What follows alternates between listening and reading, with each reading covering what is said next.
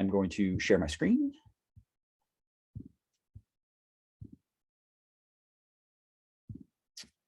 And I'm going to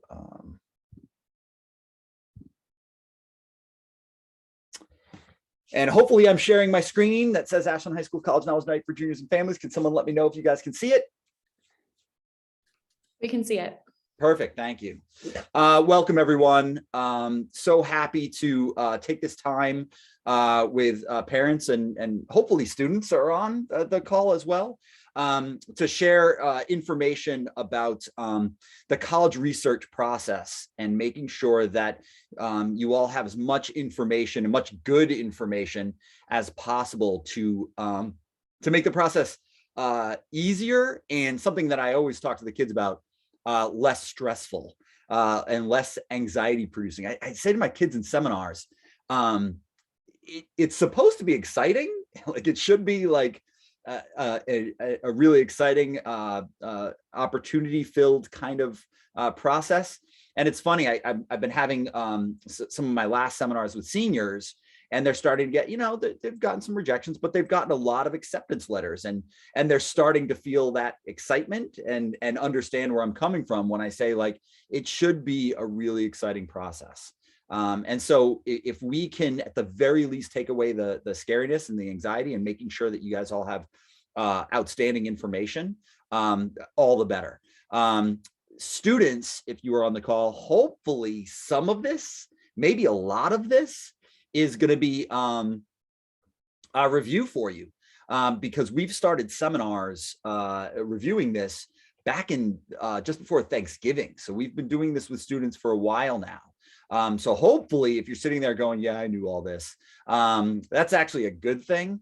It means that you're getting the information and the content early so that you can really plan things out. We are going to, I mentioned this, we are going to have a Q&A at the end. So if you could save your questions, that would be great. But I'm happy to answer any questions that you have. So when you're talking about education after Ashland High School, post-secondary pathways, secondary school is high school, primary school is elementary school, but post-secondary pathways to education, there's all kinds of options. And most of our students pursue four-year college. A good handful pursue two-year college, but we are supportive of whatever your plan is, as long as it's thoughtful and it's geared towards you and what your talents are and what you want. We're all for it, and we will support you however you want to navigate things. As long as you're being proactive and thoughtful about it, I think it's a good thing. So there's a variety of ways that you can pursue post-secondary education. There's career schools and trade schools and tech schools, community college and two-year colleges. Most of our students that pursue two-year degrees, they do it through the community college because it's a little less expensive, but we do have some students that go to private colleges for a two-year degree. Most of our students do pursue four-year college. About 88% of our graduating seniors every year pursue four-year college. Students can pursue a post-grad year typically at private schools. It's called a PG year, post-grad year, where you do it's like a 1 year extra year of high school, and students do it for a variety of reasons. Students can take a gap year, taking a year off before heading off to college. This can, for some students and families, be a really smart thing to do. Military, for students that are interested in serving our country and going into military, and then certainly employment, looking to start your career in whatever you're looking to do, and pursue your post-secondary plans that way. For students that are pursuing college, right now you're in the research phase. Junior years, the sort of the easy way to think about this: junior years research, senior years action.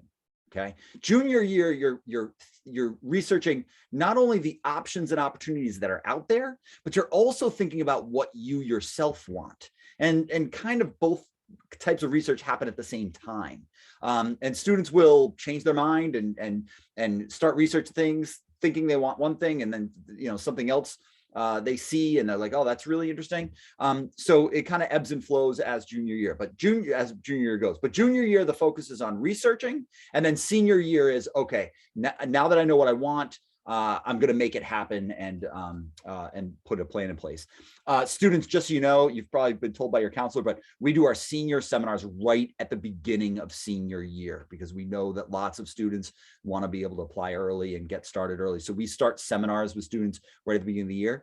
Parents, we will also do another college knowledge night for seniors, and we do that in September. So we do it pretty early.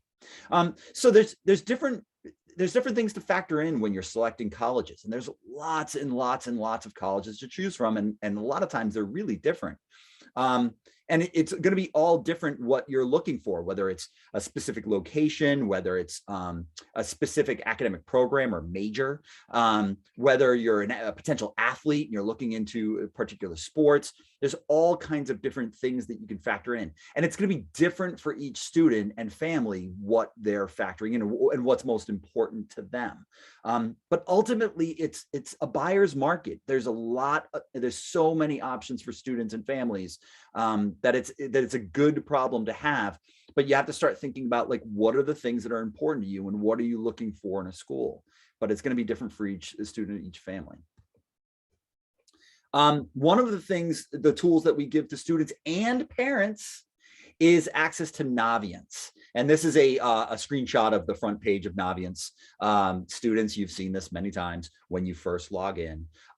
Parents, you can get access, your own login to your student's Naviance account, your own access to see what they see. You're not sharing their account, but you're being able to see their account, and you're able to, like, add things and read things and all that kind of stuff. All you have to do, if you want access, email your child's counselor or email Miss Blank who's the counseling department secretary. Her email address is jblank, BLANK, jblank at ashland.k12.ma.us.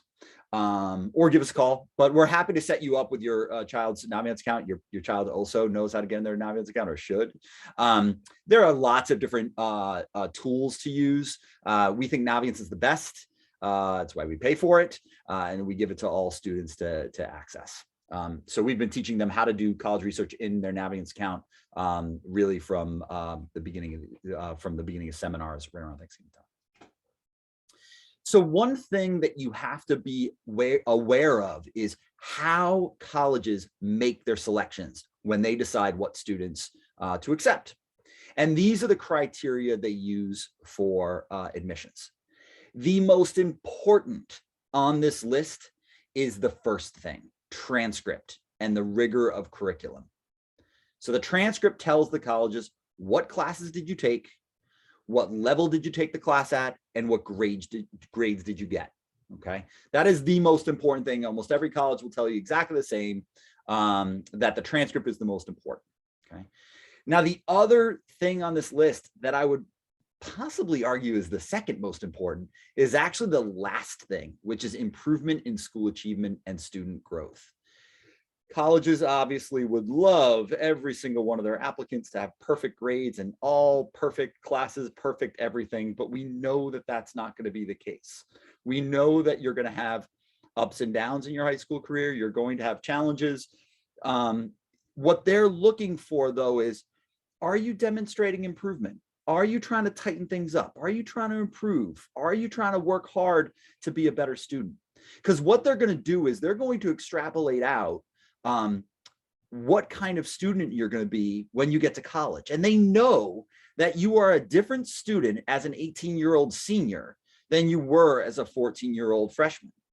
Now, this is especially true for your class because, you know, the start of high school, the beginning of high school was affected by COVID for sure. So what they're going to be really looking at is, you know, what's happening this year and at the beginning of next year, you know, as school has gotten more regular. This year has been fundamentally better than last year. because you get to be in school every day and be engaging with your teachers every day and have the same classes every day, except for the drop two. So that improvement in school achievement is a really, really big thing. And I tell students all the time, you're not out of it. You've just got to try to get a little bit better next term than you were this term, and keep that momentum going. One of the things that I want to point out, I'm going to talk, actually, I'm going to talk about it in a future slide, so I'll save it. But the other things to factor in, standardized tests like SATs or ACTs, special talents, is there something that you possess that's a little different from everyone else? Colleges want to know about it. The essay, you have to write an essay for college, and we review that in seminars with students on what the essay is going to look like, topics. We help students with that essay process. Letters of recommendation. Typically, it's typically for most schools, you need 2 letters of recommendation, although many colleges are okay with 1. And typically 1 has to be from an academic teacher. And then usually the second one is from your counselor. Okay. So the rule of thumb is 2 letters, 1 from a teacher, 1 from your counselor. But some schools, the really competitive schools, will require 3, but some will be okay with 1. There's a small handful of schools that you can apply without a letter of recommendation, or don't allow them. But the general rule of thumb is 2, 1 from an academic teacher, 1 from the counselor.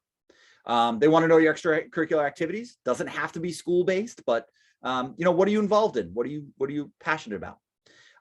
Community service. We have you do 25 hours of community service is required. But students do beyond that, and sometimes with projects that they're passionate about, colleges will factor that in. Internships, part-time work, summer opportunities. Kids sometimes say to me, I wasn't able to join a bunch of clubs because I had to work, I had to get a job. Colleges love students that have held down part-time jobs. It shows responsibility. It shows the initiative, stick-to-itiveness. Students that hold part-time jobs, that's a really good quality. Sometimes taking a tour or attending an information session or even an interview can show demonstrated interest, and colleges can be paying attention to that. Usually not the bigger schools, usually it's the smaller schools that are interested in that.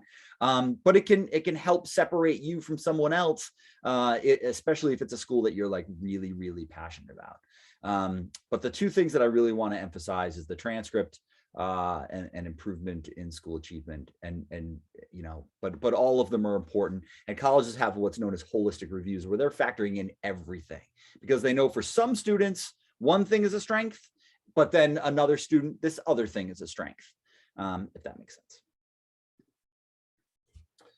Let's talk about, I'm going to drink some water. Let's talk about my least favorite subject in the world, college admissions tests.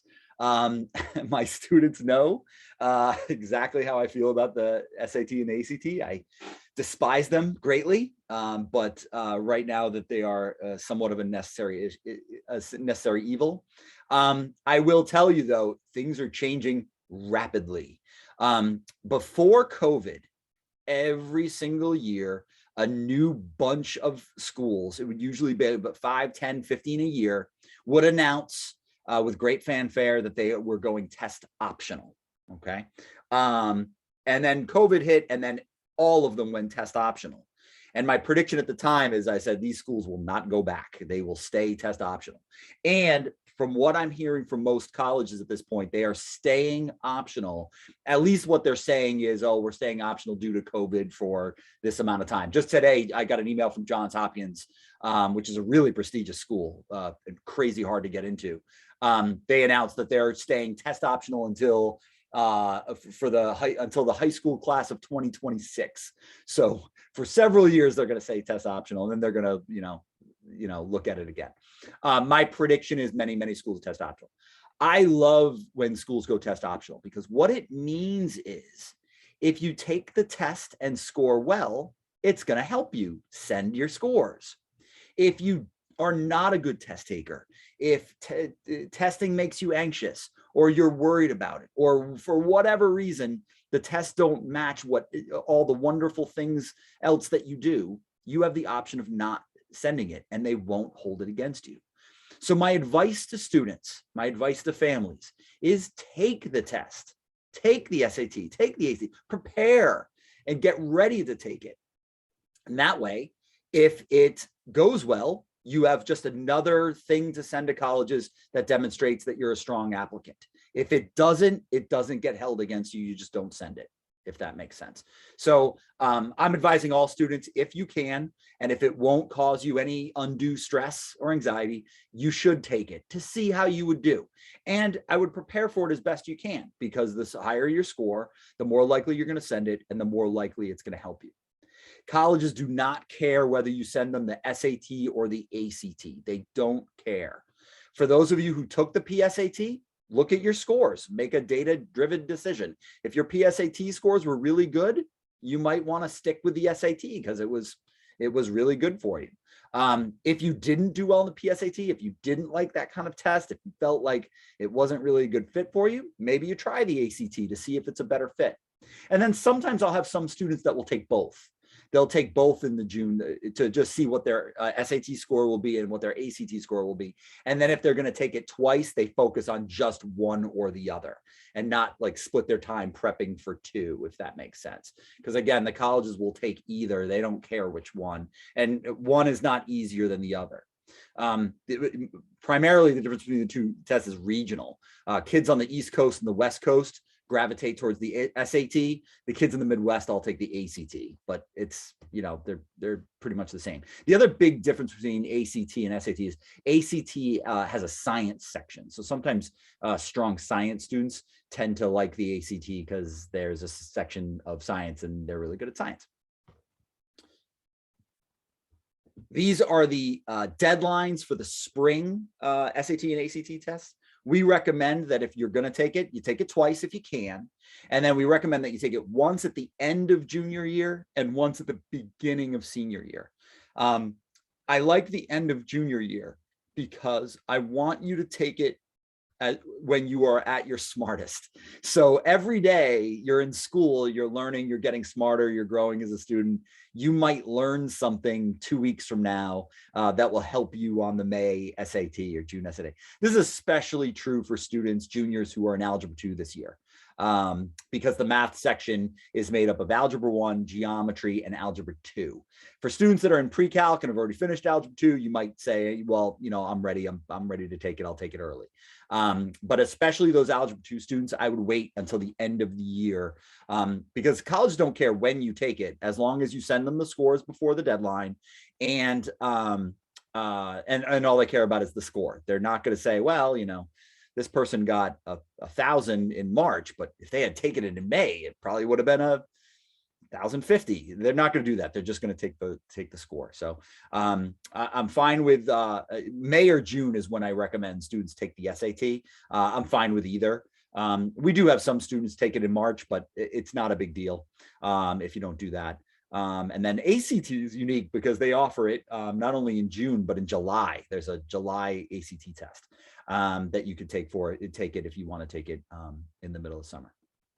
I will tell you that there are, you know, private companies that can help you prep for classes that you can take for prepping for the SAT, and if you put effort and energy into them, they will work for you most likely. But the best way to study for the SAT is using Khan Academy. It's free, and if you're diligent about it, it works. I have had students in the past, one student I'm thinking about in particular, she went up a huge amount of points. And when I asked her, I said, what did you do? She's like, Khan Academy, Mr. McGann. I did it religiously. I did it every week, or she might've done it twice a week. But she carved out time to do it on a regular basis, and it was free prep. College Board partnered with Khan Academy. So the content is really good. And so that's the best way to prepare, and it's free. So there is a website called fairtest.org that will list for you the SAT, ACT test optional colleges. We used to promote this all the time before COVID because it was like, you know, a handy way to like get an inkling as to which ones were optional. Now I don't know how accurately they're keeping it because almost all of them are going SAT and ACT optional. So you could take a look at it, but the best way to know if your favorite college is SAT or ACT optionals, go to the college's website and look at the admissions page, and they'll tell you where they stand on standardized tests. But more and more, it's very rare, extraordinarily rare for me to find a school that requires it. Sometimes they'll require it for a specific major. Sometimes they require it for special programs that you might want. So again, it's a good reason to take it, just to have it in your back pocket, and then you can determine whether or not you want to send it or not. One of the things that schools do is super score SAT and ACT scores.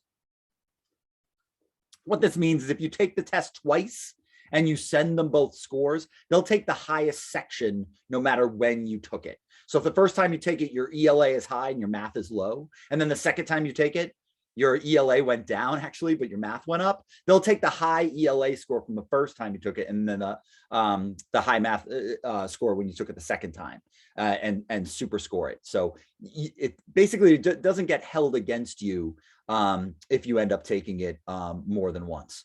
And again, it's most likely it's optional, so it won't matter. Score choice is a similar thing, only it's something that you do as a student. And what it means is, if you took it twice and the second time you took it, you went up in both sections, you don't have to send the original scores. You just send the score choice test, the ones that you did, the test that you took where both sections were highest. There's a few schools, usually the really competitive Ivy League schools, that may say if you're going to be sending your test scores, you have to send all of them. You can't do score choice, but that's extremely rare. Most schools are fine with you doing score choice, sending your highest scores. And again, with most of them being optional, that's a thing. So what I like about it is it takes away hopefully it takes away a little bit of the scariness, or if I do bad on the SATs, I'm stuck because I have to send them to my schools. You don't. Okay, there's a lot to this slide, but I'm going to explain it as easily as possible. There are different deadlines or different admissions options that kids can take advantage of. And seniors, I'll be juniors, students, we'll be reviewing this with you in seminars at the beginning of senior year. But it's helpful to know as you're doing your college research. Typically, and colleges are introducing new ones all the time, it seems, but basically it breaks down to 4 different kinds of admissions processes. Okay, rolling, regular, early action, otherwise known as EA, and early decision, otherwise known as ED. Okay, I'll explain all 4 of them. Rolling admissions is simply, they don't have a deadline. You can apply whenever you want, right? Starting after August 1st of your senior year, you can apply whenever you want. Okay, as soon as they get all the materials that they require, they will look at your application, they will make a decision, they will let you know. Okay, so they won't wait until a specific deadline. We had students this year apply very early and find out very early from some of their rolling admissions colleges. Typically, schools that offer rolling admissions, they're a little bit easier to get into. And there are colleges that will keep taking applications until, April, May of your senior year, if they're trying to fill spots. Generally, the earlier you apply, the better. Because at the beginning of the year, they have all kinds of spots open. And then as the year goes on, they start to set their incoming freshman class a little bit. Regular admissions is the regular just admissions, just the regular deadline. Usually the deadline is January 1st is the most popular regular admission deadline. January 15th, February 1st are pretty popular for just a regular admission deadline. And then usually you find out around mid-March.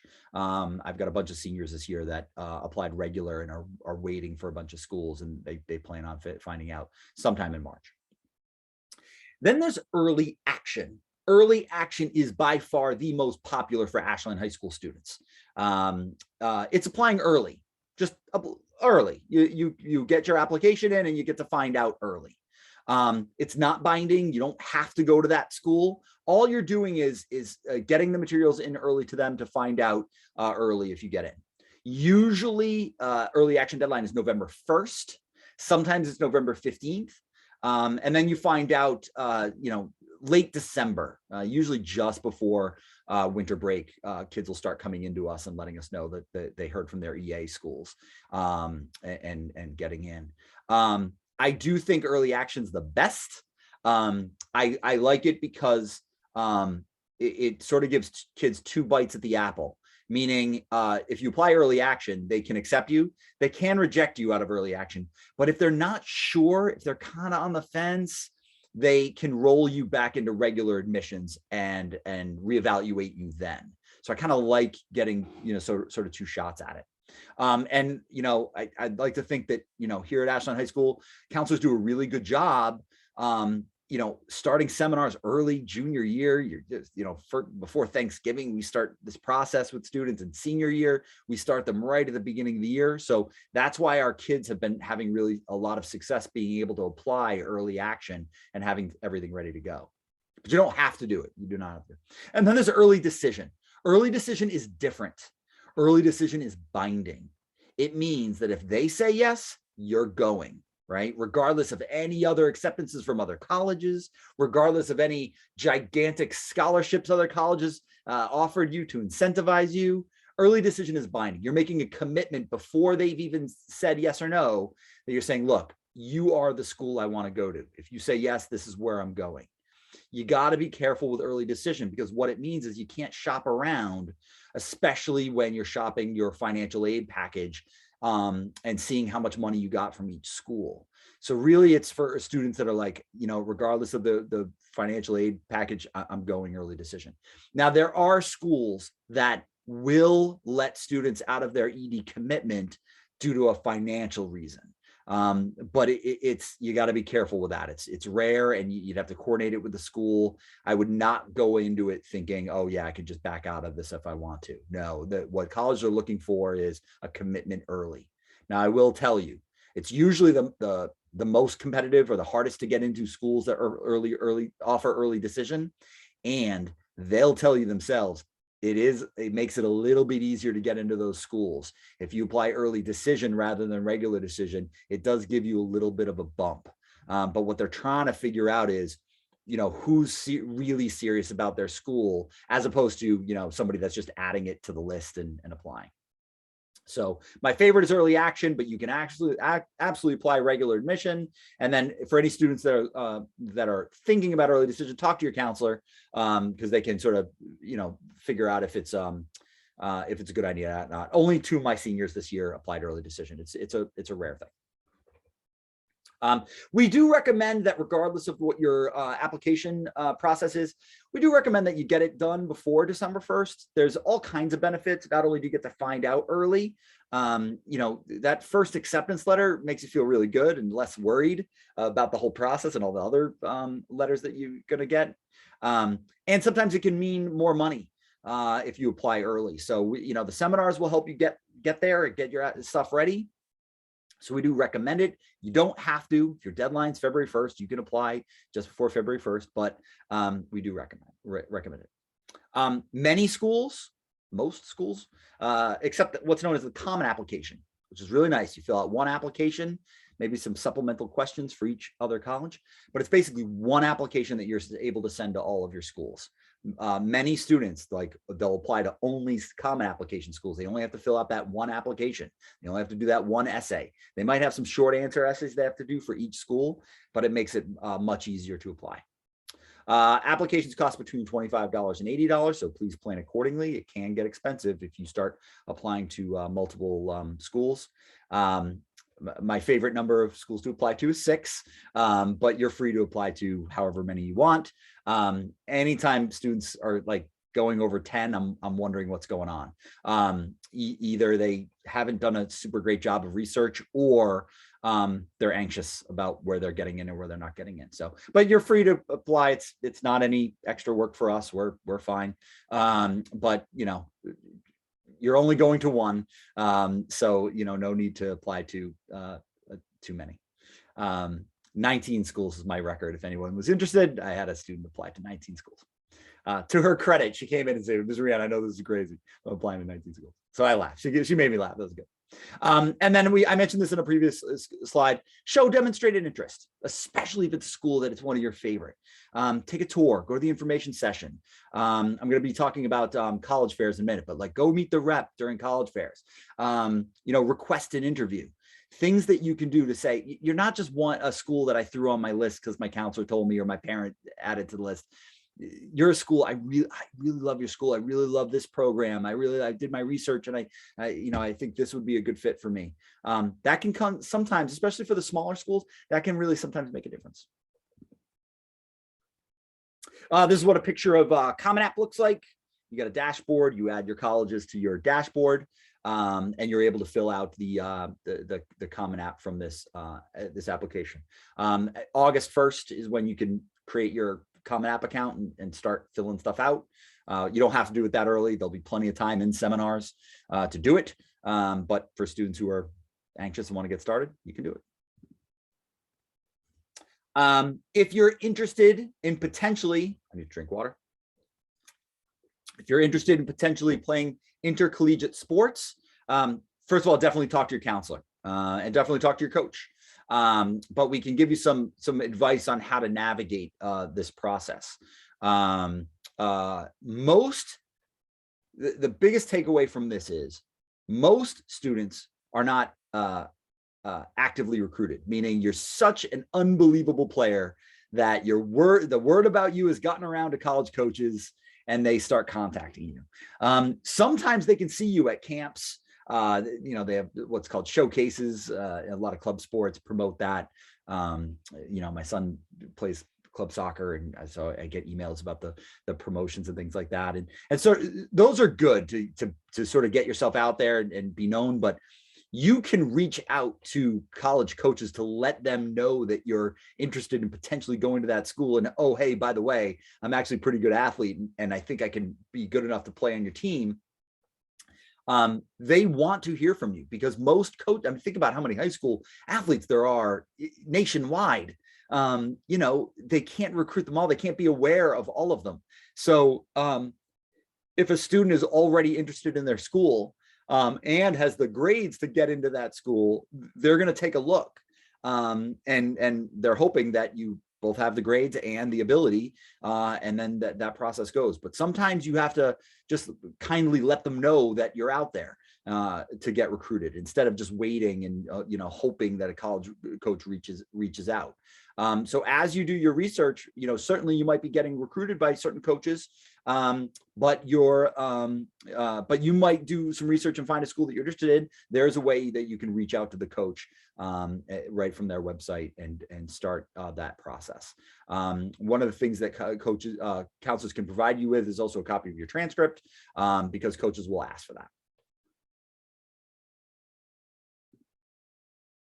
that. If you are a Division I or Division II athlete, you have to register with the NCAA and you have to send your transcript to the NCAA for them to evaluate your eligibility. They're just making sure that you don't have courses on your transcript, that are joke courses. We don't have any of those. We have legitimate courses, and making sure that your grades are up to par. For the most part, we don't have any issues with student eligibility. Certainly there have been students that grades have been an issue, but for the most part, not an issue. Division III, by the way, you don't have to deal with that at all. Yes, it's NCAA Division III, but you do not have to get cleared by NCAA. If the college lets you in, you're set. You can play right away. But D1 and D2, you have to be evaluated by the NCAA, and they're going to let you know if you're able to play right away, or if you have to take a year off and work on your academics. Okay, paying for college is a really important piece. Part of seminars is we do talk to students about how to know how much each college costs and how to find it on the website. Believe it or not, they don't put it right on the front page. They hide a little bit the fact that they're sometimes crazy expensive, but they are all there, and you can find it on their website, usually in the admissions page. Sometimes if you just search in their search tab for the word tuition, you can get to the page. But we do teach kids how to find this. And one of the things that you do to finance college is apply for financial aid. Okay, the financial aid tool that you use is something known as FAFSA, and we're going to review this senior year and in the senior college knowledge night, but it's important to know now, the FAFSA becomes available October 1st of your senior year. FAFSA stands for free application for federal student aid.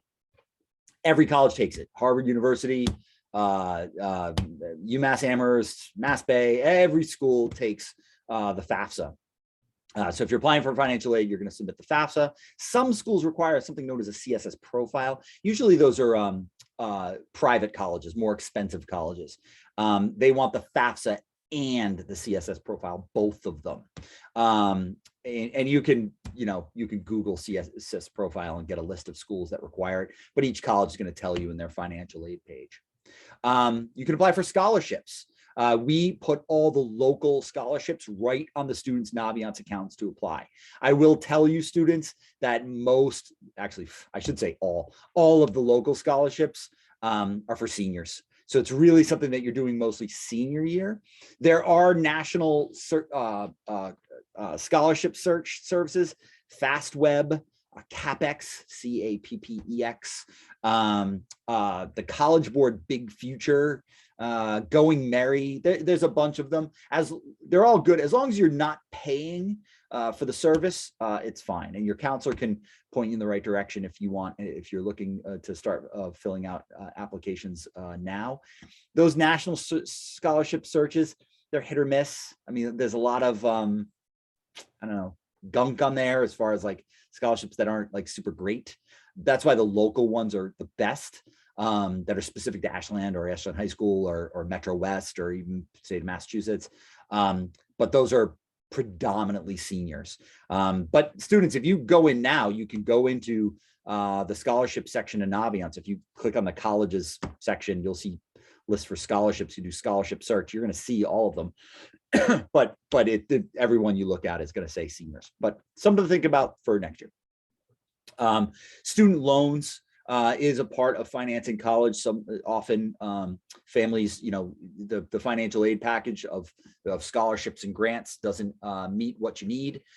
So students and families sometimes have to take out loans that you do have to pay back with interest. But the idea is the money that you're paying up front for a college degree the money you make as a college graduate will offset the loans that you take out. But we work with students, especially during senior year. Those are the seminars I'm having right now with students, just making sure that they're paying attention to what they're buying and how much they're spending on what they're buying, and just factoring that in. And then part of your financial aid package can be something known as work study, which is you get a job while you're in college and they pay you. And their expectation is you put that money towards your tuition. Young Corey McGann, when I was in college, did not put any of that money towards tuition, and paid for it with. It took me that much longer to pay off my student loans, but it is something that they consider part of your financial aid package. So, but if you get work study, it's the opportunity to make money while working in college. And then there's something known as merit-based aid and scholarships. This is scholarships you get for the hard work you do and the good grades you get.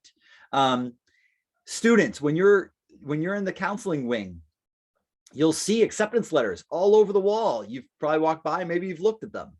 But if you've read them, you've seen that some letters come not only with an acceptance, but like the college is offering like a crazy amount of money sometimes. That's merit scholarships. The college is not only accepting the student, but they're offering them the $30,000 presidential scholarship or whatever it is. That's merit money. It means that their grades were so good or their application was so good that they want them so badly that they're trying to incentivize them to come to that school, because the college knows that you're going to get accepted to a bunch of other schools. And once they've decided they want you, they want you. They want you to say yes to them. So sometimes they'll offer what's known as merit money. Okay. And that'll be right in the application. And then sometimes there are scholarships that, they'll ask you for a copy of your grades and they're going to give out the scholarship based on merit. Talked about the need-based financial aid forms. This is financial aid based on need, what your family's financial situation is. Lower income, generally you're going to get more money in aid for colleges, but it's going to be different. So even though you're filling out one FAFSA application, sending it to a bunch of schools, some schools will give you more money than others. Private schools generally are able to give more money in financial aid than public schools, but public schools cost less upfront.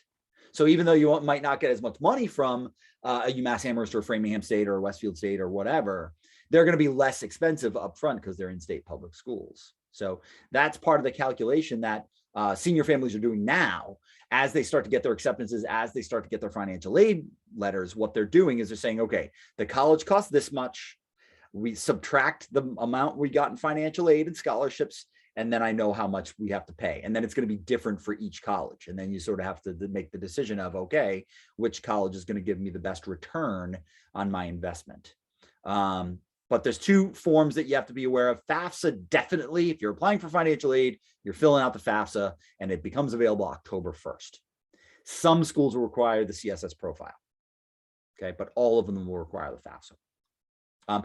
I should also say, we used to, pre-COVID, do a financial aid night for seniors. There's an organization called MEFA, MEFA.org.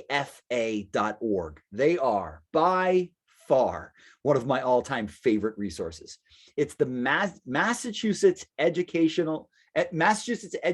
Financing Authority. They are a free resource for all Massachusetts residents. MEFA.org. All they do is work with Massachusetts families on helping to finance college. So they give free advice. You can call them and ask questions. They'll walk you through things. They've got webinars. They've got a podcast. like all free, all of it. You can send them an email with a question. They'll email you back. They are fantastic. One of the services that pre-COVID that they offered that I always took advantage of is they will send someone to a local high school at night to give a free presentation to families about like the details on financial aid. If they're bringing it back, we're doing it next year because it's just so helpful for families. But MEFA.org, and get on their emailing list. I get their emails regularly, and it's phenomenal. So if you're worried about the financing of it, there is a state-run organization that helps Massachusetts families, MEFA.org.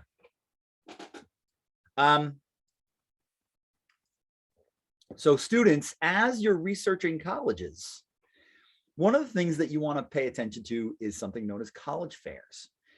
College fairs are, the basic concept is a bunch of colleges are all in one space and you're able to walk around or click around if it's virtual and talk with lots of colleges at once.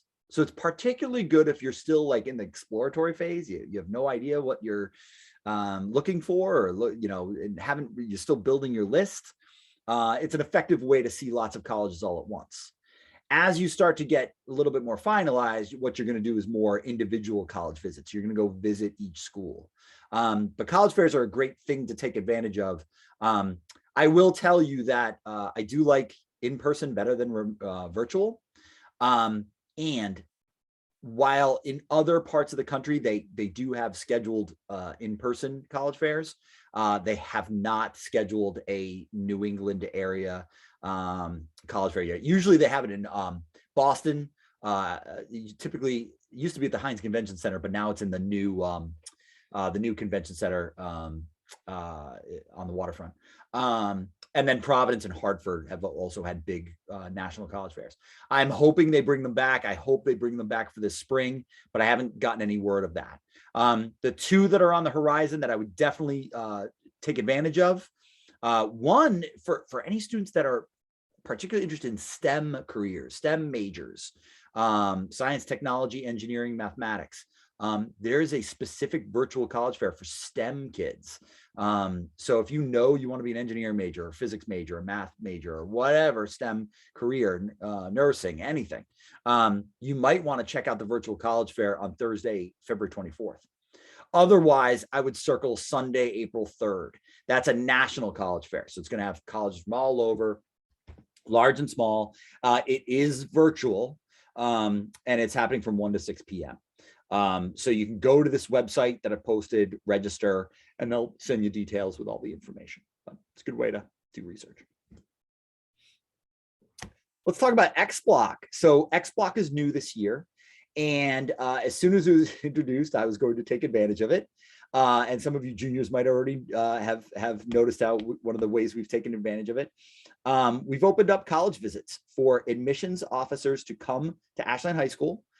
Some of them have done it virtually through our big screen monitor that we have in the counseling office, but most of them have come in person, and they meet with kids and who are interested in their school. And you know, sometimes it's large groups. UMass Amherst had a huge, 20 kids in the room meeting with the UMass Amherst rep. Sometimes it's a small amount of kids. I had one senior who signed up for an XBlock with a particular college. She was the only kid that signed up, and she ended up getting a one-on-one interview with the admissions rep, the person that makes the decision. I don't know if it's coincidence that she not only got accepted, but they offered her a gigantic amount of money in merit aid.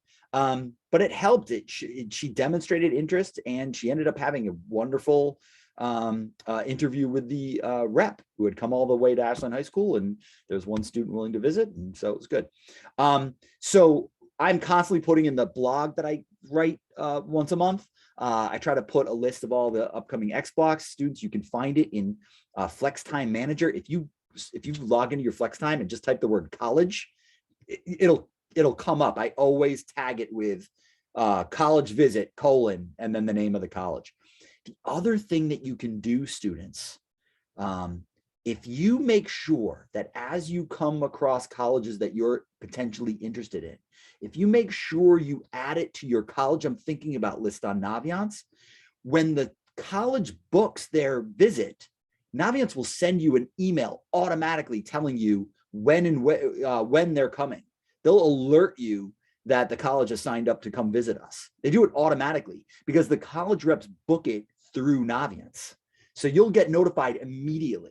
So make sure, I know some students have shown me their lists, and they've got it in notebooks, they've got it in their phones usually. Whatever you're using is fine, but I would also make sure that it's in your college I'm thinking about list in Naviance, because for reasons just like this, where you'll be notified if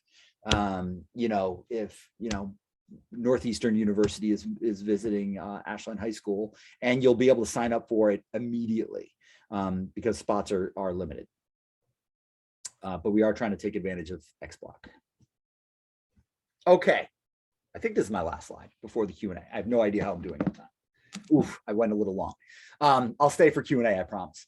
So now you got to start thinking about next steps, okay? Remember, right now you're in the research phase, okay? You're going into Naviance, you're doing searches.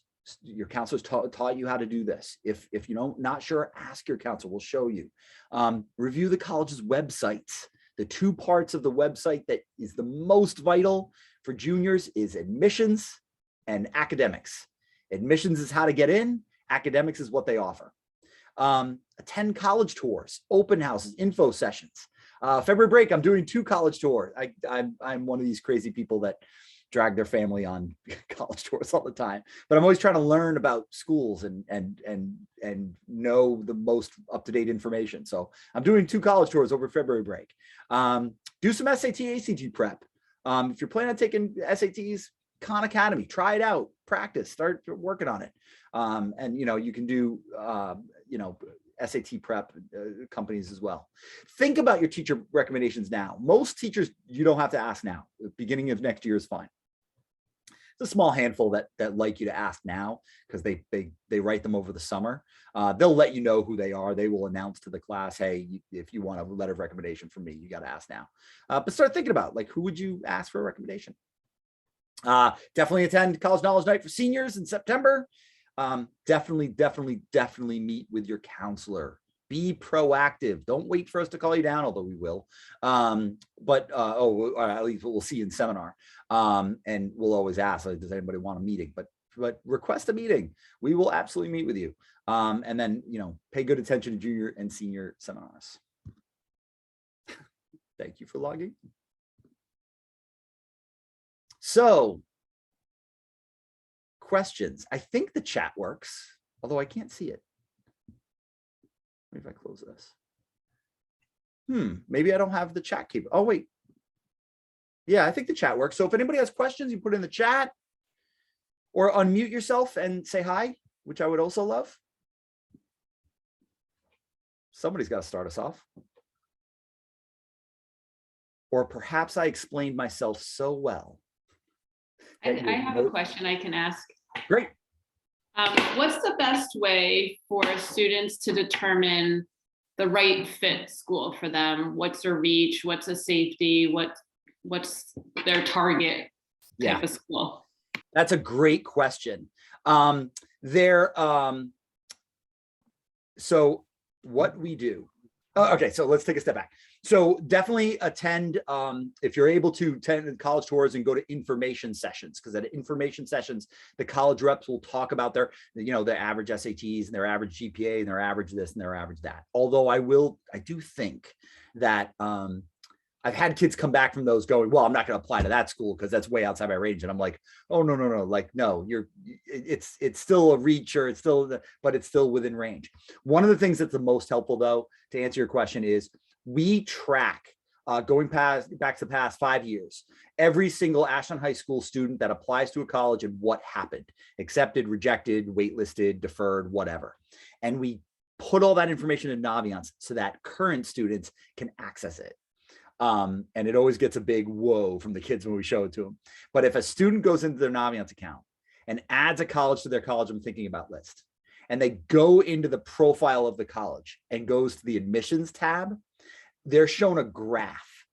Now it only plots the kids on 2 line items, as GPA and SAT. So it doesn't factor in involvement. It doesn't factor in, community service. It doesn't factor in how good their essay was or the letters of recommendation. So there's lots of pieces of the application that doesn't factor in. So I don't like students to take it as a, end all be all.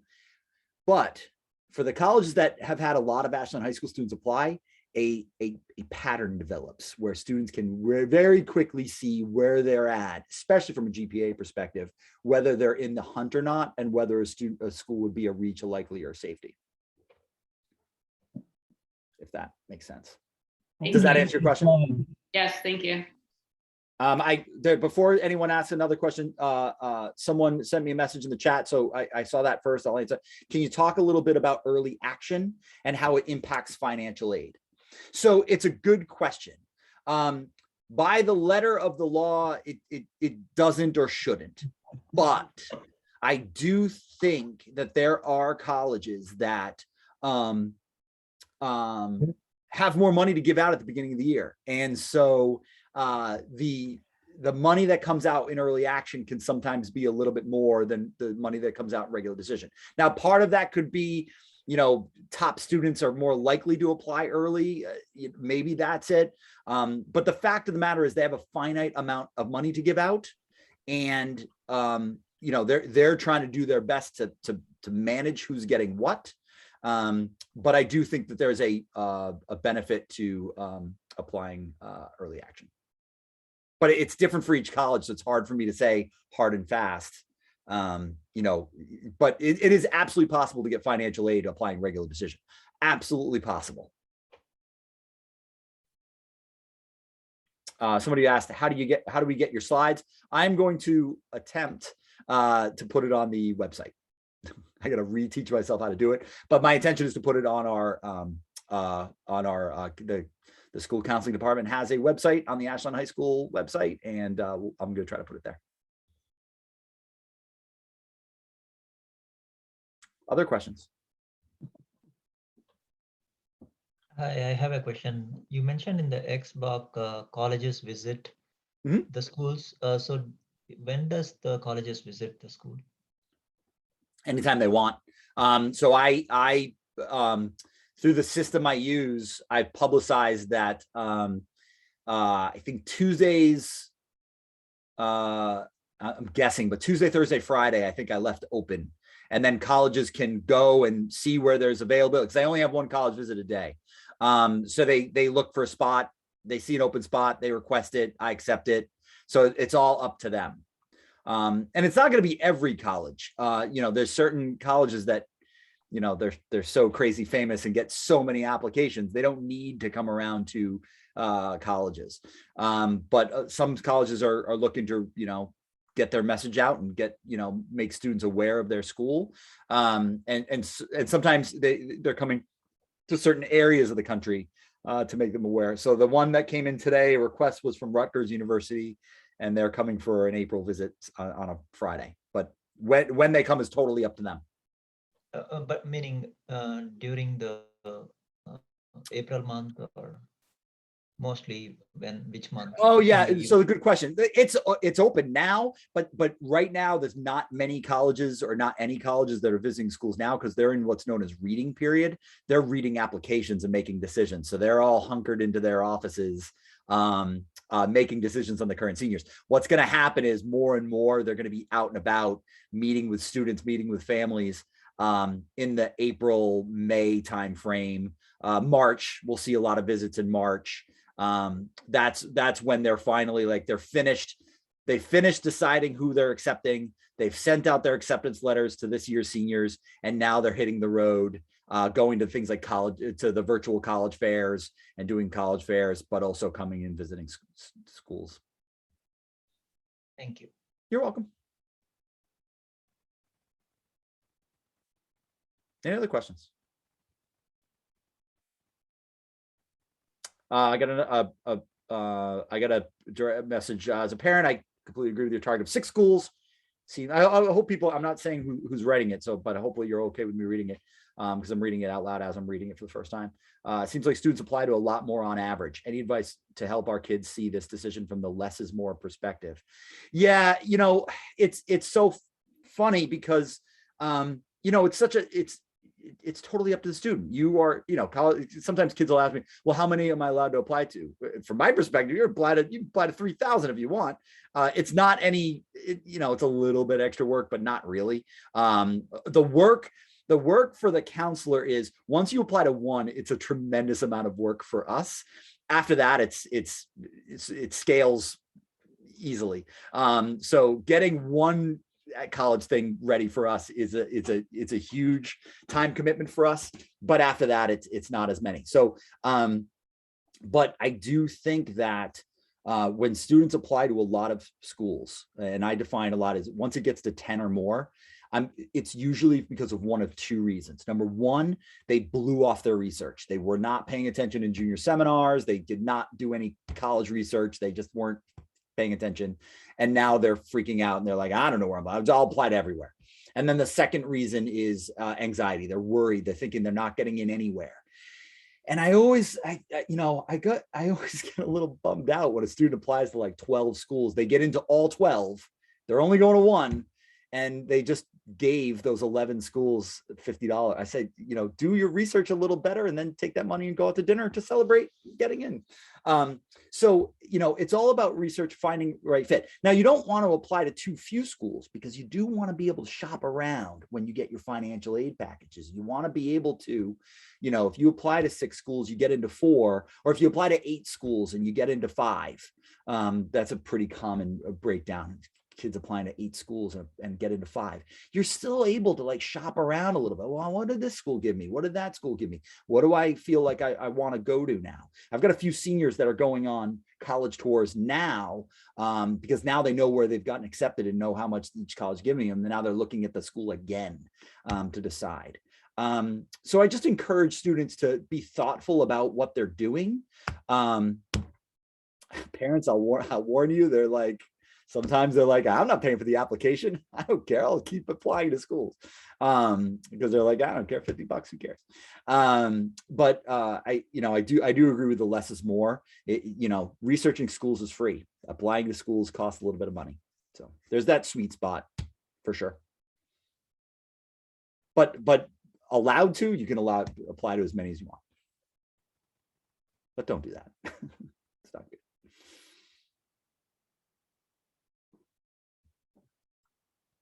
More questions? I hope this has been helpful.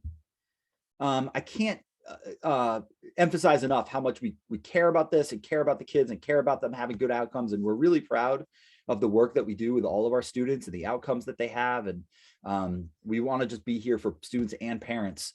Students are very used to coming to see us, and it's easy for them, but parents, we're your counselors too. So please let us know if you have any questions. I'll stay on if more people want to hang out and ask questions. Otherwise, thank you very much. I appreciate your time. I went 2 minutes over, so that's not bad, especially since my students know how much I like to talk. But please let us know, contact me, reach out to your counselor, reach out to me, whatever you want. Feel free to ask questions. That's what we're here for. Thank you for your webinar. Having just finished the college admissions process for our, I hope you're okay with me reading this. This advice is spot on. Oh yeah, yeah. So books, there are a lot of good books on the college admissions process. By the way, there's also good podcasts and a Twitter to follow. I retweet good college admissions people all the time. But one of my favorites is there's a book called Who Gets In and Why? A Year Inside College Admissions. It's really good. That's a, I don't know if it's a good beach read or something, but like if you really want to get inside info on this process, it's a good book to read. Just so you know, I read this stuff all the time. I follow all the people on Twitter that are doing this kind of stuff. I'm listening to podcasts all the time because I want to have all the cutting edge information, and I want to. There's so much bad information out there, and sort of like the whirlwind of information. Oh yeah, there's another one where this is a good one. Frank Bruni, Bruni. He's a writer for the New York Times. A smart guy, and I follow him on Twitter as well. He wrote a book called Where You Go Is Not Who You'll Be. And it's a book that pokes a little bit of holes on the, if you go to a school ranked in the top 5 of the US News World Report, you will be the master of the universe. And if you don't go to those schools, you'll be destitute and homeless. It just sort of puts aside the notion of like, you have to go to a prestigious school. I am a big believer in it. It's not so much the prestige of the school, it's what you do when you are there. Right. So I have kids who maybe they're not going to super name brand schools, but I know that they're going to work hard and be proactive and, talk to their professors and go visit the career services office, and they're going to get internships, and those kids will be fine and they'll do well, and it'll all be good. But those are 2 really good books, Who Gets In and Why, and Where You Go Is Not Who You'll Be. I need to get back. I had the habit of putting those in the blog that I write every month. I'll get back to that. I'll start putting in more book recommendations. And I should probably also put in like people to follow on Twitter and Instagram and all that kind of stuff. I'm a Twitter person because I'm not a picture person. We do have an Instagram, but I don't use it as much. Although I will do it on the college tours that I'm on. I'll put out messages. But by the way, everybody that's saying thank you, I really appreciate it. We really do. I care a tremendous amount about this. I really, really do. So we want to give you really good free content. My feeling, yeah, free content. Any other questions? If not, good night, everybody. I appreciate it. Thank you.